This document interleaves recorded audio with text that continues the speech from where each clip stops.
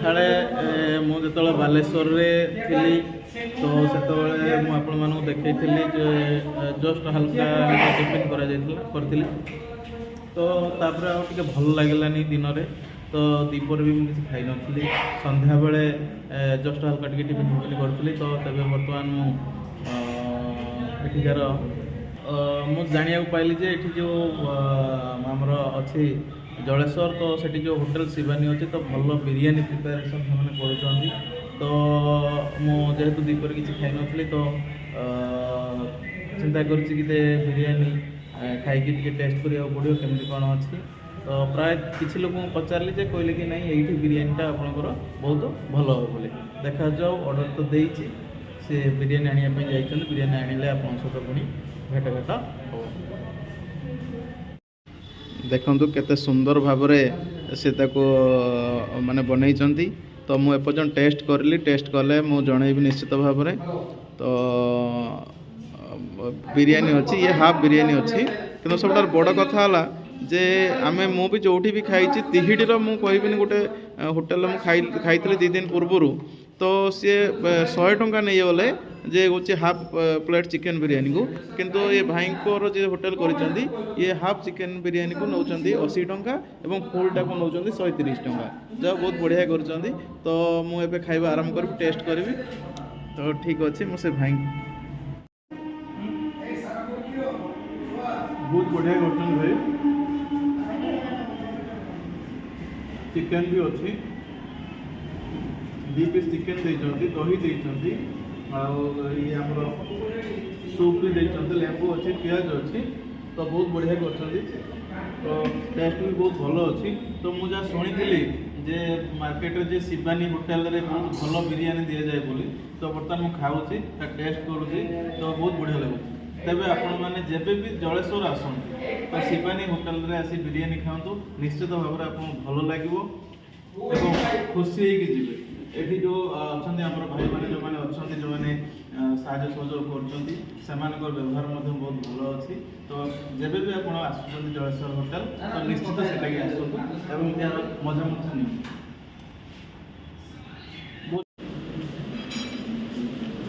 ବିରିୟାନୀଟି ବହୁତ ବଢ଼ିଆ ହେଇଛି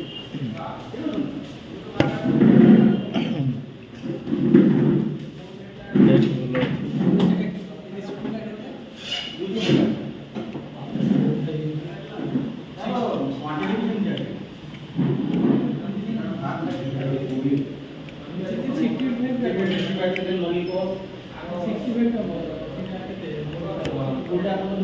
ତେବେ ଆପଣମାନେ ଏ ଭିଡ଼ିଓ ଯଦି ଆପଣମାନଙ୍କୁ ଭଲ ଲାଗୁଛି ତ ଆପଣମାନେ ମୋ ଚ୍ୟାନେଲଟିକୁ ସବସ୍କ୍ରାଇବ୍ କରନ୍ତୁ ଲାଇକ୍ କରନ୍ତୁ କମେଣ୍ଟ କରନ୍ତୁ ଏବଂ କ'ଣ ନୂଆ କିଛି କରିହେବ ତା ବିଷୟରେ ମଧ୍ୟ କମେଣ୍ଟ କରନ୍ତୁ।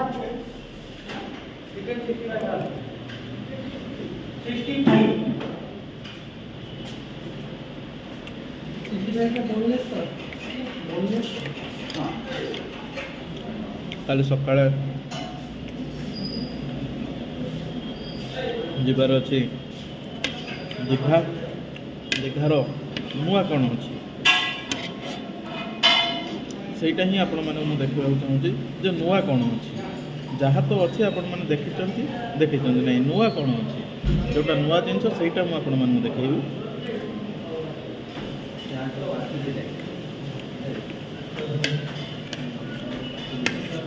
ତେବେ ନୂଆ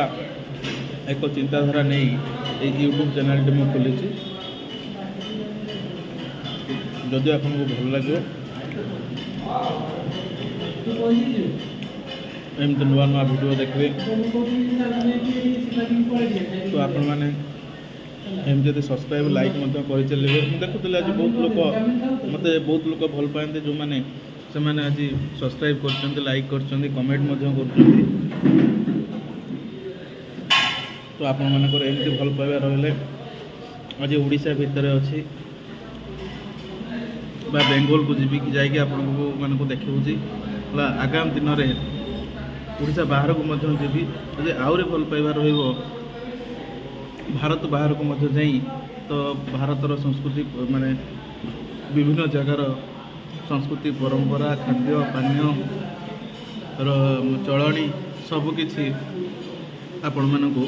देखेबी वीडियो माध्यम